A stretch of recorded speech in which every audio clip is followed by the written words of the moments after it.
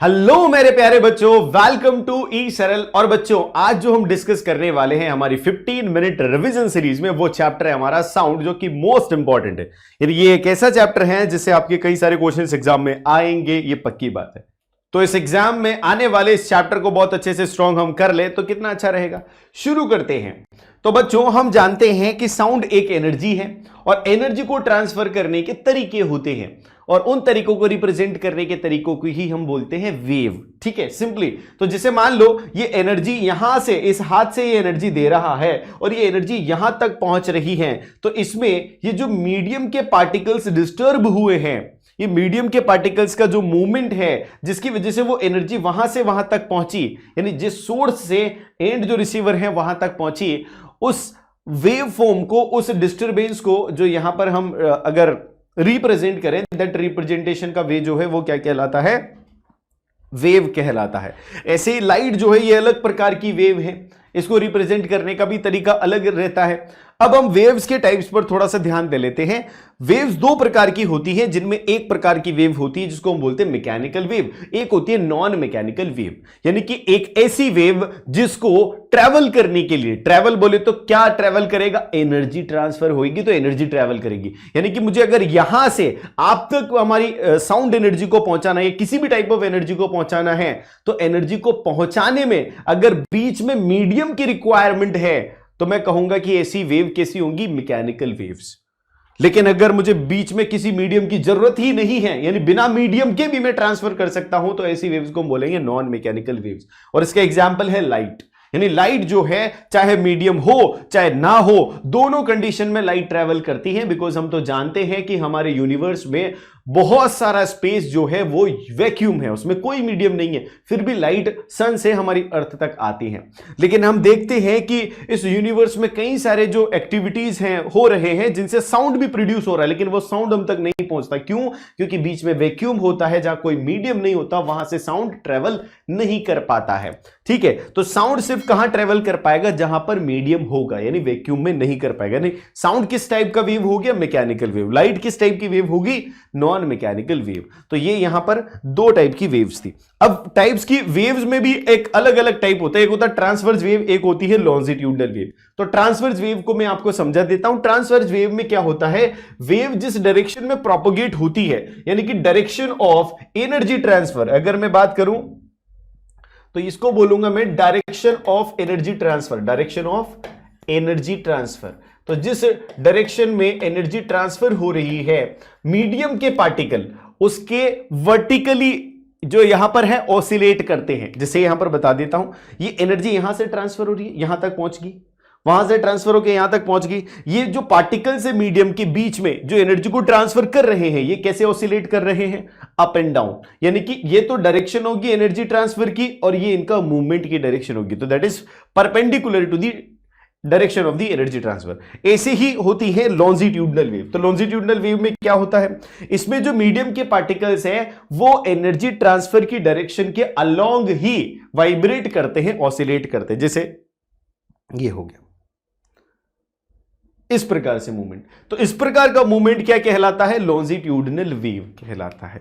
अब हम यहां पर एक विशेष प्रकार की वेव की बात करेंगे, जो कि साउंड वेव है। और साउंड वेव जो है, साउंड वेव जो है मैकेनिकल वेव तो है, साथ के साथ लॉन्जिट्यूडनल वेव भी है। यानी साउंड वेव में भी जो पार्टिकल्स है, जो एनर्जी को आगे ट्रांसफर करते हैं, वो इसी प्रकार क्या करते हैं? वाइब्रेट करते हैं। तो आपसे कभी कभार पूछ लिया जाए कि साउंड किस टाइप का वेव है, तो मैकेनिकल एंड लॉन्जिट्यूडनल वेव। अब ध्यान से देखते हैं। आपने देखा होगा कि उस मूवमेंट के दौरान कभी कभार दो पार्टिकल्स पास आ रहे थे, तो वहां पर डेंसिटी हाई हो रही थी, और दूसरे पार्टिकल से वो दूर जा रहा था। तो जहां पर पार्टिकल्स की डेंसिटी कम थी, वो तो रेरफेक्शन हो गया। जहां पर पार्टिकल्स की डेंसिटी ज्यादा थी, वो हो गया आपका कॉम्पैक्शन। तो हम अगर उस वेव को डेंसिटी और प्रेशर और डिस्टेंस और टाइम के रिस्पेक्ट में यहां पर प्लॉट करें, तो आप जानते हो कि दूरी, जितनी दूरी होगी, मेरी बात ध्यान से सुनना, जैसे जैसे टाइम गुजरेगा, जो एनर्जी है वो दूर जाती जाएगी सोर्स से। यानी टाइम और डिस्टेंस इंक्रीज होगा, टाइम और डिस्टेंस इंक्रीज होगा।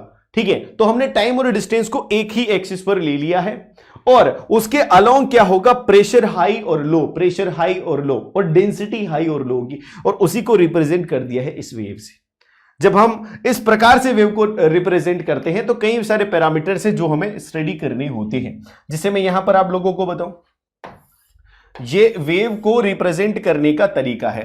इस तरीके को मैं आपको इस प्रकार से बता देता हूं। जिसे मान लो ये कोई पार्टिकल है, जैसे एक छोटा सा एग्जांपल लेता हूं। क्लास में कभी टेस्ट होता है तो टीचर क्या करता है, अपनी बेंच पर रख देता है सारे पेपर, और सबसे पहला जो स्टूडेंट होता है, जो उससे क्लोज होता है, उसको बोलता है कि इसमें से इस पूरे बंडल को उठाओ, अपना पेपर निकालो और बाकी के बचे हुए पेपर आगे प्रोसेस कर दो। इस प्रकार से हर बच्चा अपना अपना पेपर निकाल के उसको पीछे पास ऑन करता रहेगा, तो एंड तक वो पहुंच जाएंगे पेपर। यानी सोर्स जो है वो अपनी जगह से नहीं हिला, यानी कि जो सोर्स है वो तो अपनी जगह पर ही है, लेकिन रिसीवर जिसको पहुंचाना था एंड तक, वहां तक पहुंच चुका है। वो किसने ट्रांसफर किया? मीडियम के पार्टिकल्स ने।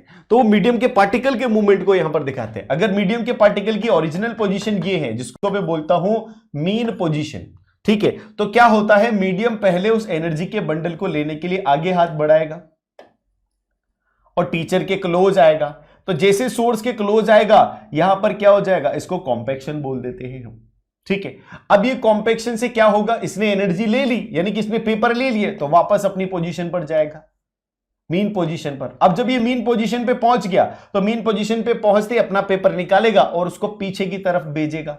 पीछे की तरफ गया, पीछे वाले के पास, पीछे वाले ने अपना लिया, तो जब पीछे चला जाएगा ये सोर्स से, तो सोर्स से जब ये बहुत दूर चला जाएगा, तो सोर्स और इस पार्टिकल के बीच की जो जगह को हम देखेंगे, तो यहां पर क्या आ गया, अब रेयरफेक्शन। यानी जहां पर पहले कॉम्पैक्शन था, अब वहां पर क्या आ गया, समय के अनुसार रेयरफेक्शन आ गया है। तो ये हो गया रेयरफेक्शन। अब जब ये इसने पीछे वाले को पूरा बंडल दे दिया और वापस अपनी जगह पर आएगा, तो ये आ जाएगा। यानी कि यहां पर मैं आपको एक बात बताऊं कि इस पूरे ड्यूरेशन में पार्टिकल आगे जाता है, वापस आता है, फिर पीछे जाता है, वापस आता है। तो ये जो पूरी जर्नी है, इस पूरी जर्नी को हम बोलेंगे वन ऑसिलेशन। और इस पूरी जर्नी में जितनी डिस्टेंस ट्रेवल की जाएगी, that distance is known as wavelength. Wavelength, ठीक है। तो यहां पर इसको रिप्रेजेंट कर देता हूं मैं। पहले वो मीन पोजीशन पे, धीरे धीरे डेंसिटी बढ़ेगी, पीक पर पहुंची, फिर घटेगी, मीन पोजीशन पे आ गया, फिर वो सबसे कम हो जाएगी, फिर ऐसे बढ़ेगी, फिर कम हो जाएगी। ये क्रम चलता रहेगा, ये सीक्वेंस चलता रहेगा। यानी यहां पर क्या हो जाएगा, कॉम्पैक्शन, यहां पर क्या हो जाएगा, रेयरफेक्शन। सिमिलरली यहां पर कॉम्पैक्शन हो जाएगा, यहां पर रेयरफेक्शन हो जाएगा। ये होगा। हमने क्या बोला कि एक ऑसिलेशन, मीनिंग यहां से चलकर यहां पहुंचने में, जब एक ऑसिलेशन कंप्लीट हो रहा है, यहां नहीं हो रहा है, सॉरी, यहां से चलकर जब ये वापस मीन पोजीशन पे आ जाएगा, तो यहां पर रेयरफेक्शन कंप्लीट होगा, यहां पर एक ऑसिलेशन कंप्लीट होगा। तो ये जो ऑसिलेशन कंप्लीट होगा, इस ऑसिलेशन में जितनी डिस्टेंस ट्रेवल की जाएगी, that distance is known as wavelength, ठीक है। तो अगर मैं इसको यहां से शुरू करके यहां करूं, या फिर इसको आगे बढ़ाकर इसको भी आगे बढ़ा दूं, तो यानी यहां से शुरू करके यहां खत्म करूं, तो इक्वली होगा ना। तो दो कॉन्जिक्यूटिव क्रेस्ट, या बोल सकते हैं कॉम्पैक्शन के बीच की जो डिस्टेंस होती है किसी वेवफॉर्म में, वो क्या कहलाती है, वेवलेंथ कहलाती है। क्या कहलाती है बच्चों, वो वेवलेंथ। और इसी दौरान इसको क्या बोलूंगा मैं, एक कंप्लीट ऑसिलेशन में लगी हुई दूरी, ये तय की गई दूरी। वैसे ही क्या होगा, एक कंप्लीट ऑसिलेशन को कंप्लीट करने में जितना टाइम यूज आता है, या जितना टाइम लगता है, that is called as T.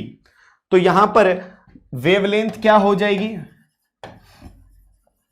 Wavelength हो जाएगी हमारी लैम्बडा, लैम्बडा से डिनोट करेंगे। अच्छा, इसकी एसआई यूनिट क्या हो जाएगी वेवलेंथ की, क्योंकि ये डिस्टेंस है तो इसकी एसआई यूनिट होगी मीटर, ठीक है। ऐसे दूसरा टर्म क्या आ जाएगा हमारे पास, दूसरा टर्म आ जाएगा टोटल टाइम जो लगता है एक ऑसिलेशन में, जिसको हम बोलते हैं टाइम पीरियड। क्या बोलते हैं जिसको हम, टाइम पीरियड, जिसको टी से डिनोट करते हैं हम। और इसकी एसआई यूनिट क्या होती है टाइम पीरियड की, because it is a time, तो इसकी एसआई यूनिट होगी सेकंड, ठीक है। अब अगर मैं यहां से डिफाइन करना चाहूं किसको, स्पीड ऑफ टाइम को, तो एक ऑसिलेशन में जितनी डिस्टेंस ट्रेवल होती है और एक ऑसिलेशन में जितना टाइम लगता है, ये हमें पता है। तो डिस्टेंस भी पता है, टाइम भी पता है, तो क्या हो जाएगी स्पीड। तो यहां पर मैं स्पीड ऑफ साउंड अगर बताना चाहूं, ये वेव बताना चाहूं, तो that is equal to lambda by T. Lambda क्या है, distance completed in one oscillation, और टाइम टी क्या है, एक ऑसिलेशन में लगने वाला टाइम, और ये आ जाएगा मीटर पर सेकेंड, ठीक है। तो एक फॉर्मूला हमारा स्पीड का ये आ चुका है। एक और होता है, हम एक टर्म डिफाइन करेंगे अभी यहां पर, फ्रीक्वेंसी। फ्रीक्वेंसी का मतलब होता है नंबर ऑफ ऑसिलेशंस, कि कितने ऑसिलेशन कंप्लीट कर रहा है और उसमें कितना टाइम लग रहा है, यानी कि एक पर्टिकुलर टाइम में कितने ऑसिलेशंस कंप्लीट होते हैं, that is known as frequency. इसको स्मॉल एफ से डिनोट करता हूं मैं। तो नंबर ऑफ ऑसिलेशन अगर मैं बात करूं तो एक ऑसिलेशन में टाइम कितना लग रहा है उसके टाइम पीरियड के बराबर। क्या frequency is equal to 1/t हो जाएगा? क्या 1 की कोई यूनिट होती है? नहीं। क्या टाइम की यूनिट होती है? हाँ, तो ये हो जाएगा 1/सेकंड इसकी एसआई यूनिट, और इसको डिफाइन किया गया है हर्ट्ज द्वारा।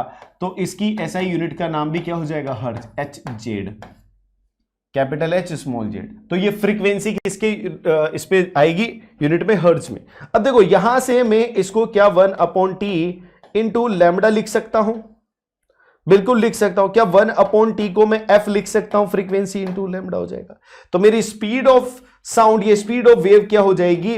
f लैम्डा, यानी फ्रीक्वेंसी इंटू वेवलेंथ। तो frequency into wavelength is equal to speed of wave, ठीक है। और यहां पर स्पीड ऑफ वेव ये भी होता है wavelength upon time period is also speed of wave, ठीक है। यहां पर देखो छोटा सा क्वेश्चन दिया है, what will be the speed of wave if it's wavelength is 20 Armstrong and it complete one oscillation in 0.5 microsecond. तो यहां पर वेवलेंथ बोली गई है 20 आर्मस्ट्रॉन्ग। तो 20 आर्मस्ट्रॉन्ग का मतलब तुम जानते हो, 1 आर्मस्ट्रॉन्ग इज इक्वल टू 10⁻⁻10। तो 20 armstrong is equal to 20 into 10⁻⁻10 metre, क्योंकि मीटर इज ऐसा यूनिट। टाइम पीरियड की बात करी है 0.5 माइक्रोसेकंड, तो इसको भी हम सेकंड में कन्वर्ट करेंगे तो 0.5 इंटू 10⁻, माइक्रो को -6 बोलते हैं सेकंड। अब आप क्या करो, स्पीड ऑफ वेव निकालनी है तो लैम्डा बाई टी कर दो।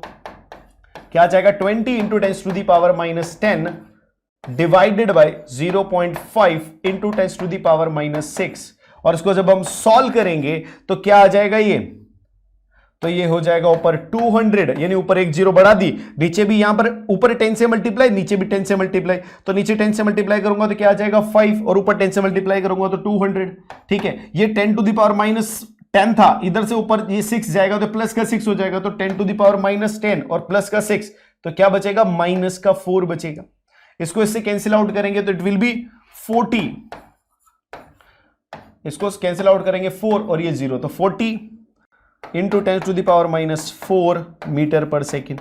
इसको मैं ऐसे भी कर सकता हूं 4 इंटू 10⁻⁻3 मीटर पर सेकेंड। इसको और अच्छे से लिखूं तो मैं ये लिख सकता हूं 4 मिलीमीटर पर second is the speed of wave, ठीक है। तो ये इसका आंसर आ जाएगा। बहुत ही सिंपल और क्लियर क्वेश्चन है। नेक्स्ट कॉन्सेप्ट पर चलते हैं, दैट इज पिच। पिच क्या होती है? Pitch is the sharpness of the voice या साउंड की कुछ कैरेक्टरिस्टिक्स पर हम आएंगे ना।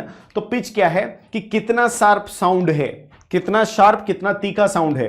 तो जिसकी लो पिच है उसका साउंड मोटा होता है, और जिसकी हाई पिच होती है उसका साउंड तीखा होता है, पैना होता है, यानी कानों को चुभने जैसा होता है। तो आप यहां पर देख सकते हैं, यहां पर नीचे चलोगे तो हाई पिच होगी। और ये पिच जो है ये किस पर डिफाइन की जाती है? फ्रीक्वेंसी पर। जैसे फ्रीक्वेंसी ज्यादा तो पिच ज्यादा, यानी पर्टिकुलर टाइम पीरियड में जितने ऑसिलेशन, यहां पर कितने ऑसिलेशन हो रहे हैं? 1 और 1 2 ऑसिलेशन। उतने ही टाइम में यहां देखोगे तो 1 2 3 4 ऑसिलेशंस यहां पर कंप्लीट हो रहे हैं। यानी पर्टिकुलर टाइम में जितने ज्यादा ऑसिलेशन कंप्लीट होंगे यानी उसकी फ्रीक्वेंसी उतनी ज्यादा है। तो यहां पर पिच हाई का मतलब है हाई पिच बोले तो हाई फ्रीक्वेंसी, ठीक है ना। हाई पिच बोले तो हाई फ्रीक्वेंसी, तो लो फ्रीक्वेंसी से हाई फ्रीक्वेंसी क्या हो जाएगा?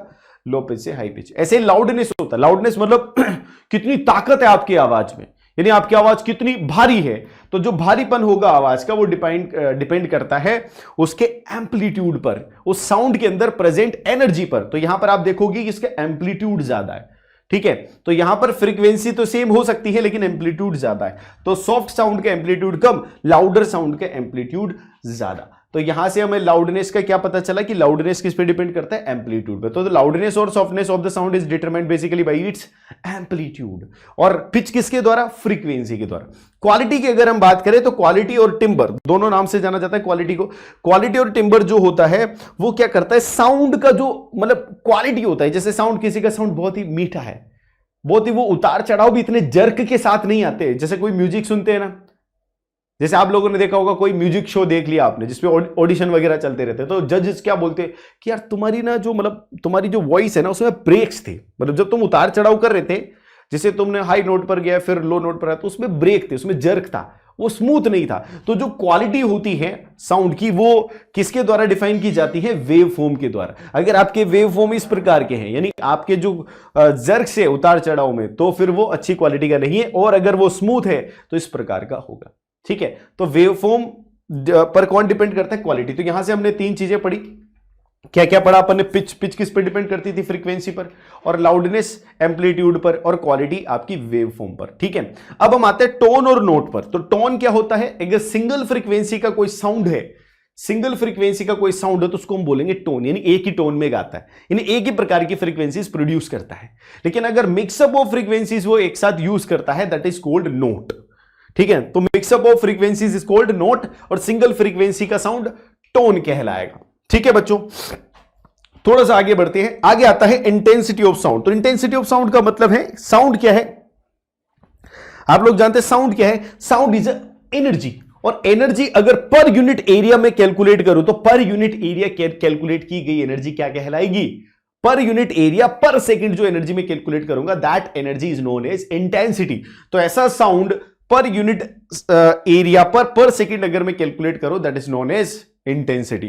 तो इंटेंसिटी क्या हो जाएगा? साउंड एनर्जी है, एनर्जी पर सेकंड क्या हो जाता है? पावर, वॉट, और पर यूनिट एरिया तो मीटर स्क्वायर। तो watt per metre square is the ऐसा unit of intensity of sound. Loudness is the measure of the response of the ear to the sound. ध्यान से सुनना। कोई एक आदमी जिसके कानों में प्रॉब्लम है, आप उसको बहुत तेज जोर से बोलते हो, तब भी वो बोलते अरे क्या बोल रहे हो भाई, सुनाई नहीं दे रहा है। और कोई एक बगल में बड़ा, वो बोले भाई चिल्ला क्यों रहे हो, सब सुनाई दे रहा है, थोड़ा धीरे ही बोल लो। तो ये जो होता है लाउडनेस, ये आपके ऊपर डिपेंड नहीं कर रहा कि आप कितना लाउड बोल रहे हो, ये डिपेंड कर रहा है कि सुनने वाले के कान आपके साउंड को किस प्रकार से रेस्पॉन्ड करते हैं। दैट इज यहां पर वेरी इंपॉर्टेंट। तो लाउडनेस जो है वो क्या है? वो किस प्रकार से सुनने वाले यानी रिसीवर के ईयर्स आपको रिस्पॉन्ड करते हैं, उस पर डिपेंड करता है। नेक्स्ट हमारी बात है कि साउंड जो है उसको फ्रीक्वेंसी के हिसाब से हमने तीन कैटेगरीज में किया हुआ है क्लासिफाई। एक होता है इंफ्रासोनिक साउंड, एक होता है अल्ट्रासोनिक साउंड, और बीच का रेंज होता है ऑडिबल रेंज, जिसमें हम बात करते हैं, हम कम्युनिकेट करते हैं, हम सुनते हैं। तो हमारी रेंज क्या होती है? 20 हर्ट्ज से 20 किलो हर्ट्ज तक, यानी 20 हर्ट्ज से 20 हर्ट्ज से 20,000 हर्ट्ज तक का साउंड हम सुन सकते हैं, उसमें हम कम्युनिकेट कर सकते हैं। लेकिन उससे ज्यादा का नहीं कर सकते, उसके ज्यादा को क्या बोलेंगे हम? अल्ट्रासाउंड। लेकिन 20 हर्ट्ज से कम का उसको बोलेंगे इंफ्रासाउंड। तो यहां पर देखेंगे कुछ ऐसे लिविंग ऑर्गेनिजम्स भी हैं जो इनमें भी कम्युनिकेट करते हैं। जैसे इंफ्रासाउंड की देखो, मैं बात करूं इंफ्रासोनिक साउंड की, तो उसमें रीनोज, हिप्पोज, एलिफेंट्स, वेल्स, ऑक्टोपस, ये सब उसमें कम्युनिकेट करते हैं। इधर अल्ट्रासाउंड की अगर हम बात करें तो डॉग्स, कैट्स एंड बैट्स और ये जो कुछ दूसरे लिविंग ऑर्गेनिज्म है, ये किसमें बात करते हैं, किसमें कम्युनिकेट करते हैं? अल्ट्रासोनिक साउंड में। और हम सब किसमें कम्युनिकेट करते हैं? Audible sound, that is 20 hertz से 20 किलो हर्ट्ज। अब रिफ्लेक्शन ऑफ साउंड, तो reflection of sound is the similar phenomena, जिससे लाइट रिफ्लेक्ट होती है। जैसे हम बॉल को ऐसे सरफेस पे मारते हैं तो टकराकर वापस आती है, तो ऐसे ही जब साउंड किसी सरफेस से टकराएगा तो टकराकर वापस आएगा, और जिस एंगल पर टकराएगा नॉर्मल से, उसी एंगल पर वापस भी जाएगा। यानी लॉज ऑफ रिफ्लेक्शन यहां पर फॉलो होते हैं, I is equal to R, और ये तीनों के तीनों जो होते हैं नॉर्मल, इंसिडेंट साउंड और reflected sound, all lies in the same plane. ठीक है ना। अब इस रिफ्लेक्शन ऑफ साउंड से क्या होता है? हमें इको सुनाई देती। जैसे आपने कई जगहों पर आप गए होंगे, हिल स्टेशन पे जनरली होता है, हम क्या करते हैं? अपना नाम चिल्लाते हैं। तो एक बार तो जब हमने नाम बोला तब हम सुन लेते हैं कि मेरा नाम क्या बोला मैंने, ये किसी और का भी नाम हम बुला रहे हैं, तो एक थोड़ी देर बाद वापस हमें सुनाई देता है। जब हम चुप हो गए होते हैं, बोलकर हमने बंद कर दिया होता है, तब वापस सुनाई देता है। तो वो साउंड कहां से आया? वो साउंड जो आपने बोला, वो साउंड ट्रेवल किया, आगे गया वो, और किसी उससे टकराया, दीवार से या किसी रिफ्लेक्टिंग सरफेस से टकराया, टकराने के बाद वापस आया, तब आपने सुना। और आप उसको क्लियर कब सुन सकते हैं? जब वो जाए, टकराए और वापस आए। इस पूरे प्रोसेस के दौरान कम से कम 0.1 सेकंड का टाइम लगना चाहिए। तो यहां पर क्या होना चाहिए? क्लियर इको कब मिलेगी? जब साउंड को जाने और आने में कम से कम 0.1 सेकंड का टाइम लगे। इससे ज्यादा भी लग सकता है, ज्यादा लगेगा तो भी अच्छे से सुनाई देगा, लेकिन इससे कम नहीं लगना चाहिए, कम से कम 0.1 सेकंड लगना चाहिए। तो मानो कि हम यहां से साउंड प्रोड्यूस कर रहे हैं, वहां पर दीवार है जिससे टकराकर साउंड हमारे पास आ रहा है, तो डी तो वो जो हमारे और दीवार के बीच की दूरी है डी, तो डी तो चलेगा, फिर डी वापस भी आएगा, तो टोटल डिस्टेंस कितनी ट्रेवल करेगा? वो 2d। और इसमें लग रहा है अगर टाइम t, तो टोटल टाइम कितना होना चाहिए? 0.1 सेकंड। और साउंड की एवरेज स्पीड लेते हैं हम 344 मीटर पर सेकंड एयर में। तो यहां से जो डिस्टेंस है, मिनिमम डिस्टेंस साउंड को रिफ्लेक्ट होकर आने में, यानी इको सुनाई देने में मिनिमम डिस्टेंस कितनी होनी चाहिए? 34.4 मीटर। ऐसे 2d होगा, लेकिन आप देखेंगे इसको, जब एक साइड की डिस्टेंस हम देखेंगे सोर्स और रिफ्लेक्टर के बीच की, तो आएगी 17.2 मीटर। ठीक है ना। यानी 17.2 मीटर की कम से कम डिस्टेंस हो मेरे और उस हिल के बीच में, उस पहाड़ी के बीच में, जो मुझे वापस से सुनाई दे रही है, तब मुझे इको सुनाई देगा। ऐसा ही एक कॉन्सेप्ट और होता है रिवर्बरेशन। तो जब अगर साउंड आपको 0.1 सेकंड के बाद सुनाई दे तो आपको इको सुनाई देगा, लेकिन उससे पहले सुनाई दे तो आपके कानों में वो साउंड गूंजेगा, और दैट गूंजना इज नोन एज रिवर्बरेशन। यानी कि साउंड टकराकर रिफ्लेक्ट होकर अगर 0.1 सेकंड से पहले आ जाए तो दैट इज कॉल्ड रिवर्बरेशन। और इस कॉन्सेप्ट का यूज कहां कहां होता है? मेगाफोन्स में होता है, हॉर्न्स में होता है, ट्रम्पेट्स में होता है, कुछ म्यूजिकल इंस्ट्रूमेंट्स में होता है, जैसे साउंड बोर्ड्स में होता है, curved ceiling of concert hall में होता है, स्टेथोस्कोप जो डॉक्टर यूज करते हैं, स्टेथोस्कोप वहां पर होता है। इन सब में इस्तेमाल होता है रिवर्बरेशन का कॉन्सेप्ट। अब हम देखेंगे यहां पर कुछ ऐसे एप्लीकेशंस जो अल्ट्रासाउंड के एप्लीकेशंस है, जिसमें सबसे पहला एप्लीकेशन है सोनार, साउंड नेविगेशन एंड रेंजिंग। यानी साउंड की हेल्प से हम क्या करते हैं, किसी भी सबमर्ज्ड और किसी भी अंदर डूबी हुई चीजों का पता लगा लेते हैं समुद्र में। कैसे लगाते हैं? हमें समुद्र में साउंड की स्पीड पता है, सी में साउंड की स्पीड पता है। हम अगर वाटर की डेप्थ की पता करना चाहें कि इस समुद्र की गहराई कितनी है, तो हम क्या करेंगे, वहां से ट्रांसमिट करेंगे साउंड को, और साउंड जाएगा, टकराएगा और वापस आएगा। तो जब ट्रांसमिट करेंगे तब हमने टाइम नोट कर लिया, जब रिसीव किया उस साउंड को वापस रिफ्लेक्ट होकर आते वक्त तब हमने टाइम नोट कर लिया। हमने पता किया कि ये साउंड जाकर टकराकर वापस इतनी देर में आया और इसकी स्पीड इतनी है। तो जब टाइम पता है और स्पीड पता है तो क्या आप डिस्टेंस नहीं निकाल लोगे? बिल्कुल निकाल लोगे। यानी आपको डेप्थ ऑफ सी पता चल जाएगा। अगर आपके शिप के नीचे कोई सबमरीन चल रहा है तो आपको पता करना है कि वो सबमरीन हमारे शिप से कितनी गहराई पर है, तो वो भी आप इससे पता कर सकते हो, साउंड नेविगेशन एंड रेंजिंग। दूसरा क्या है? इकोकार्डियोग्राफी। इकोकार्डियोग्राफी जो आपने देखा होगा, दिल की बीमारी के लिए डॉक्टर सजेस्ट करता है कि भाई आपको कुछ अगर दिल में तकलीफ है तो ये वाला टेस्ट कराइए, इकोकार्डियोग्राफी कराइए, जिससे हमें पता चलेगा कि आपके दिल में ये दिक्कत है कि नहीं। तो जैसे ईसीजी वगैरह होता है, इकोकार्डियोग्राफी होता है, ये सब में कौन यूज होता है? अल्ट्रासाउंड। अल्ट्रासोनोग्राफी, जैसे आपने देखा होगा सोनोग्राफी होती है, कई सारे हमें दिक्कतें होती है उसके चलते सोनोग्राफी होती है। कुछ प्रेग्नेंट लेडीज के अंदर सोनोग्राफी करते हैं डॉक्टर, गायनेकोलॉजिस्ट, पता करने के लिए कि बेबी की हेल्थ कैसी है, अंदर क्या है क्या नहीं है। ऐसे कई सारे होते हैं, जिससे फ्लो डिटेक्शन में यूज होता है। फ्लो डिटेक्शन में कैसे होगा? एक तरफ से साउंड को भेजा जाएगा, दूसरी तरफ रिसीवर्स लगा दिए जाएंगे। यानी यहां से एमिटर होगा, ट्रांसमीटर, और यहां पर डिटेक्टर होगा, जिससे क्या होगा भाई, यहां से जो साउंड निकला वो अगर पूरा का पूरा इधर रिसीव हो गया, इसका मतलब ये जो ब्लॉक है बिल्कुल फ्लोलेस है। लेकिन अगर इसमें कोई फ्लो है तो ये साउंड जो है ये यहां से वापस मुड़ जाएगा। तो जिस जिस जगह से साउंड आ रहा है यानी वहां तो कोई दिक्कत नहीं है, लेकिन जहां से साउंड रिसीव नहीं हुआ वापस लौट गया, वहां पर फ्लो है। ऐसे में क्या करेंगे, इसको फिर रीप्रोसेस कराया जाता है। कुछ और है, जैसे कि किडनी के अंदर जो स्मॉल स्टोन्स होते हैं उनको ब्रेक करने में इसका इस्तेमाल किया जाता है अल्ट्रासाउंड्स का। ऑब्जेक्ट्स को क्लीन करने में अल्ट्रासाउंड्स का इस्तेमाल किया जाता है। तो this is all about the sound.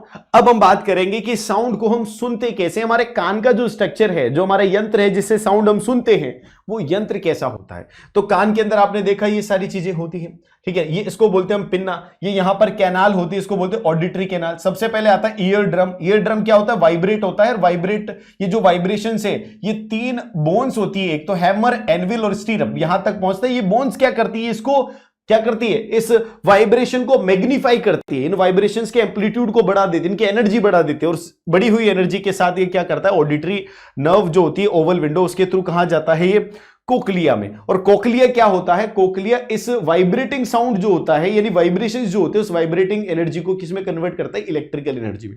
यानी वो जो वाइब्रेशंस है that is being converted into electrical signals, और इलेक्ट्रिकल सिग्नल्स में कन्वर्ट होने के बाद ऑडिटरी नर्व से वो कहां जाते हैं, ब्रेन में। और जो हमने सुना है फिर हम उसको इंटरप्रेट करते हैं ब्रेन द्वारा। तो सबसे पहले साउंड क्या होगा, पिन्ना तक पहुंचेगा। पिन्ना का काम क्या है, कलेक्ट करना, ठीक है। अब कलेक्ट हो गया तो साउंड क्या होगा, वाइब्रेट होगा, वाइब्रेशन जनरेट होगी। वाइब्रेशन का फिर एम्पलीफिकेशन होगा, एम्पलीफिकेशन से फिर वाइब्रेशन इलेक्ट्रिकल सिग्नल में कन्वर्ट होगी, फिर इलेक्ट्रिकल सिग्नल में कन्वर्ट होती वो ब्रेन तक पहुंचा दिए जाएंगे। और इनके करने वाले कौन है, कलेक्शन करेगा पिन्ना, वाइब्रेशन करेगा ईयर ड्रम, और एम्पलीफिकेशन करेगा वो 3 बोन्स जो लगी हुई है वहां पर, और वाइब्रेशन को इलेक्ट्रिकल सिग्नल में कन्वर्ट करेगा कोक्लिया, और सेंड करेगा ब्रेन को ऑडिटरी नर्व। तो this is all about the chapter. तो आप सब लोगों को मैंने बिल्कुल शॉर्ट में, क्रिस्प में सारे चैप्टर के कॉन्सेप्ट यहां पर बता दिए हैं साउंड चैप्टर का। तो आप इनको रिवाइज कीजिए, अच्छे से प्रैक्टिस कीजिए और मचा दीजिए एग्जाम में। मिलते हैं अपन अगले वीडियो में।